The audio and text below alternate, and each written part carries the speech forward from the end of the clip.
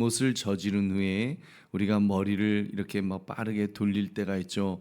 말을 정리하고 또 표정을 관리하고 또 그렇게 된 이유를 그럴듯하게 이렇게 꾸며댑니다. 핵심은 하나입니다. 사람들만 잘 속이면 된다. 이제 좀 그런 마음을 가질 때 말입니다. 근데 정말 사람만 속이면 끝일까요? 오늘 본문은 이스라엘 최고의 왕 다윗이 사람들을 완벽하게 속이는 장면을 지금 보여주고 있습니다. 완벽하게 속이는데 아주 성공까지 했습니다. 그럼 다 된 것일까요? 그렇게 완벽하게 속이고 살면 되는 것일까요? 과연 하나님의 평가는 무엇이라고 말씀하실까요? 오늘 말씀 사람은 속여도 하나님은 속일 수 없다. 이 제목을 가지고 우리가 어떤 태도로 하나님 앞에서 살 것인가를 묵상하시는 이 새벽 되시기를 주의 이름으로 축원합니다. 어제 다윗이 사악한 편지를 써서 이제 우리아를 사지로 몰아넣었고 그 결과 우리아가 억울하게 죽임을 당했다는 내용을 살펴보았습니다. 그렇게 우리아가 전쟁에서 전사했습니다. 그리고 이제 전령이 그 사실을 다윗 왕에게 달려와서 지금 보고하는 장면이 오늘 본문입니다. 전쟁의 흐름이 어떠했는지, 왜 사람들이 죽게 되었는지, 특히 성문 어기까지 밀고 들어갔다가 참변을 당했다는 것까지 겉보기에는 그럴듯한 전황 보고를 다 마친 것입니다. 그리고 25절에 다윗의 반응이 나옵니다. 우리 25절 다시 한번 같이 읽겠습니다. 시작. 다윗이 전령에게 이르되 너는 요압에게 이같이 말하기를 이 일로 걱정하지 말라. 칼은 이 사람이나 저 사람이나 삼키느니라. 그 성을 향하여 더욱 힘써 싸워 함락시키라 하여 너는 그를 담대하게 하라 하니라. 아멘. 이 일로 걱정하지 마라, 그런 이야기죠. 뭐 칼은 어차피 전쟁 나가면 죽는 사람이 있는 건 당연하니까 몇 사람 죽는 거 그럴 수도 있다. 그러니까 너무 그것 때문에 소심해지지 마라. 지금 담대하게 싸워라, 그런 이야기입니다. 여러분, 한 집안의 가장이 죽었습니다. 그런데 그 전쟁의 냉혹한 현실을 빗대면서 지금 남의 죽음에 대해서 너무 이렇게 무감각해 있죠. 여러분, 이것이 바로 죄가 가진 악함입니다. 죄는 다른 사람의 슬픔에 아랑곳하지 않도록 마음의 감각을 이렇게 마비시켜 버리는 것입니다. 왜 다윗이 그토록 태연하게 사람들 죽는 거 그럴 수도 있지 이렇게 말하고 있는 것일까요? 자기 병사들이 어이없이 죽었는데 왜 분노하지 않고 오히려 걱정하지 말라고 위로까지 하고 있는 것일까요? 여러분, 그 답은 분명합니다. 너무나도 기가 막히고 가슴 아픈 일입니다만 다윗은 단순히 지금 보고를 받은 것이 아니라 자기의 죄를 덮고 싶은 계획이 잘 이루어졌음을 지금 확인하고 있는 것입니다. 이런 포장지처럼 자기의 죄를 완벽하게 덮어주었기 때문에 괜찮다, 병사들이 죽을 수도 있지, 지금 그런 이야기를 하는 것입니다. 속으로 정말 안도의 한숨을 쉬면서 지금 웃었을 것입니다.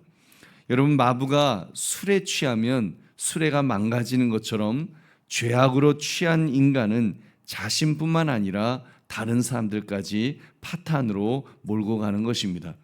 여러분께서 이 비극적인 일이 일어났던 것, 그리고 이어지는 말씀 우리 26절, 27절도 우리 한번 같이 읽겠습니다. 시작.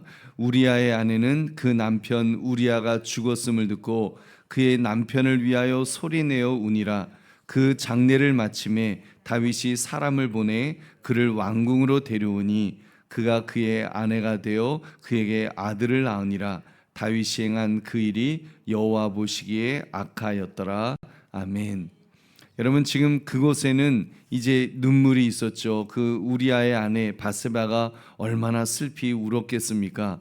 너무 슬퍼서 정말 꺼이꺼이 울고 있는데, 그리고 이어지는 내용이 이제 다윗의 움직임과 하나님의 평가가 나옵니다. 다윗의 움직임부터 봅시다. 그 장례를 마침에 다윗이 사람을 보내 그를 왕궁으로 데려오니 아들을 낳으니라. 여러분, 울음이 끝나자마자 이제 정리가 시작이 되었죠. 바세바를 왕궁으로 데려와서 정식 부인으로 만들고 또 아들까지 낳았습니다. 여러분 모든 것을 합법의 옷으로 이렇게 잘 그렇게 포장해서 잘 입혔습니다. 심지어 사람들 눈에는 과부가 된 신하의 부인을 책임지는 저 왕이구나, 성군이구나, 이런 칭찬도 혹시 들었을지 모르겠습니다. 여러분, 그러나 하나님의 눈에는 전혀 달랐죠. 27절 후반부에는 무엇이라고 말씀합니까? 다윗이 행한 그 일이 여호와 보시기에 악하였더라. 악하였다.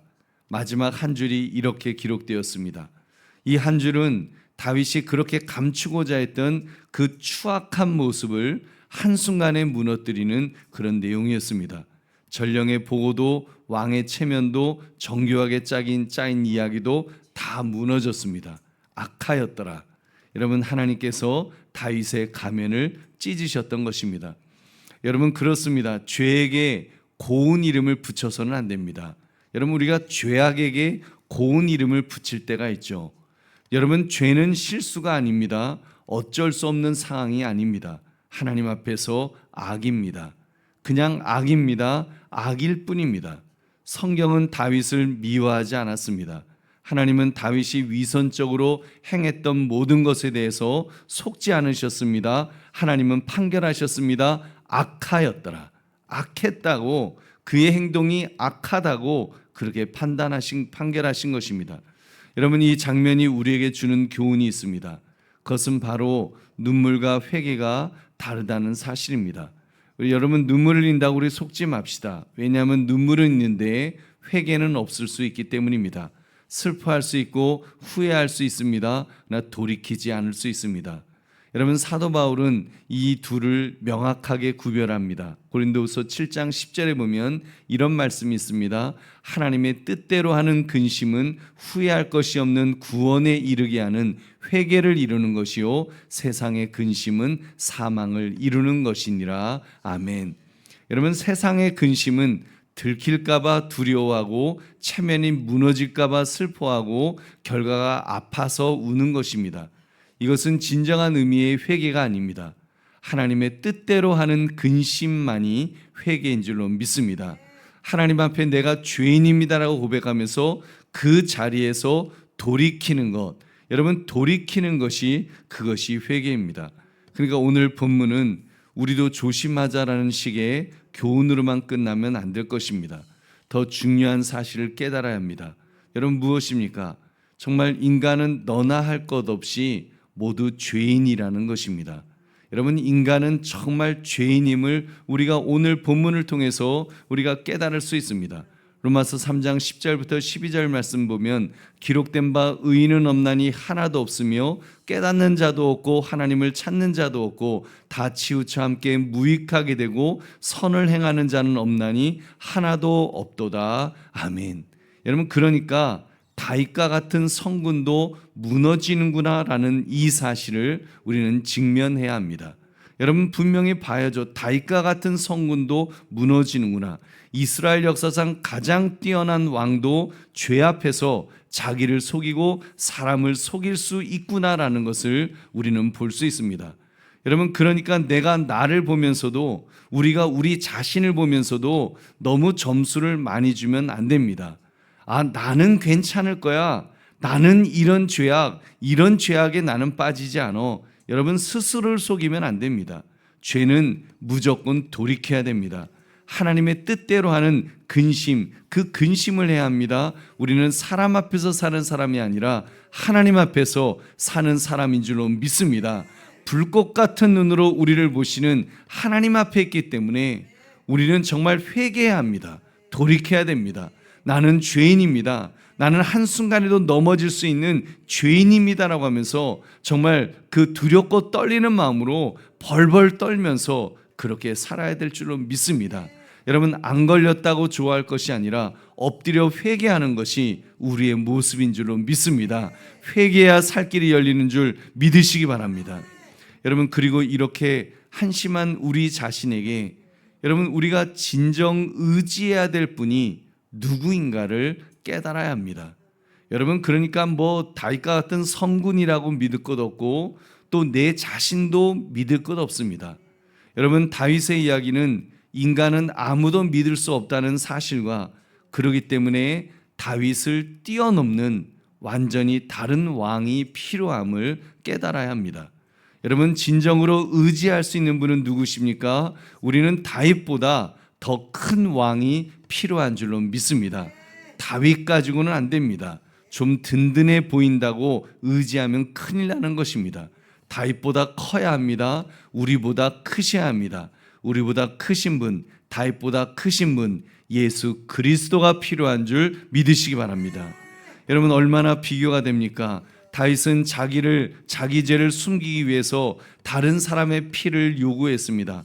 다윗은 자기 죄를 덮기 위해서 다른 사람을 죽였습니다. 그러나 다윗보다 더 큰 왕은 죄를 덮기 위하여 자기 몸을 내어주셨습니다. 그 왕이 바로 예수 그리스도이신 줄로 믿습니다. 고린도후서 5장 21절, 하나님이 죄를 알지도 못하신 이를 우리를 대신하여 죄로 삼으신 것은 우리로 하여금 그 안에서 하나님의 의가 되게 하려 하심이라. 아멘. 여러분, 우리를 의롭게 만들기 위해서 여러분, 참으로 죄를 알지도 못하신 이가 우리를 대신하여 십자가에서 죽으셨습니다. 여러분, 사무엘하 11장에서 우리아가 흘린 피는 다윗의 죄를 숨기기 위한 피였지만, 여러분, 십자가에서 흘리신 예수님의 피는 우리의 죄를 씻기 위하여 흘리신 줄로 믿습니다. 이것이 복음입니다. 다윗의 왕권은 다른 사람을 죽여 자신을 살리려 했지만, 예수님의 왕권은 자신을 죽여 죄인을 살려주셨습니다. 우리를 살려주신 줄로 믿습니다. 그러므로 주님을 바라봅시다. 그리고 주님을 의지합시다. 나를 살릴 수 있는 분은 예수 그리스도밖에 한 분밖에 없음을 우리 고백합시다. 그렇게 나를 의지하시고 사람을 의지하지 마시고 오직 주님만을 바라보시고 정말 불꽃 같은 눈으로 보시는 분, 더구나 나를 살리시려고 십자가에서 물과 피를 다 쏟으신 그분을 의지합시다. 주님께서 우리를 구원해 주실 줄로 믿습니다. 이제 말씀을 맺습니다. 다윗은 사람들을 속였습니다. 성공했습니다. 그러나 불꽃 같은 눈으로 보시는 하나님은 속일 수 없었습니다. 여러분, 하나님께서 보실 때 그것은 악이었으니까요. 큰 악을 범했던 것입니다. 여러분, 그러니까 우리는 죄를 짓고 속일 생각을 하지 맙시다. 애초에 원천봉쇄합시다. 불꽃 같은 눈으로 주님께서 나를 보고 계심만을 우리는 생각합시다. 그리고 그가 나의 구원자이심을 바라봅시다. 여러분, 나의 죄악의 문제까지도 해결하시는, 정말 용서하시는 나의 주, 나의 하나님이심을 고백해야 될 줄로 믿습니다. 요한일서 1장 9절은 말씀합니다. 만일 우리가 우리 죄를 자백하면 그는 미쁘시고 의로우사 우리 죄를 사하시며 우리를 모든 불의에서 깨끗하게 하실 것이요. 아멘.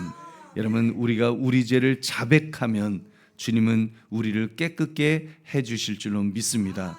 그러므로 사람은 속여도 하나님은 속일 수 없다, 이 제목처럼 하나님은 속일 수 없음을 깨달아서 우리는 회개하며 정말 회개할 뿐 아니라 이미 지은 나의 죄악을 주님께 다 내어 맡기는 그런 저와 여러분 되시기를 주님의 이름으로 축원합니다.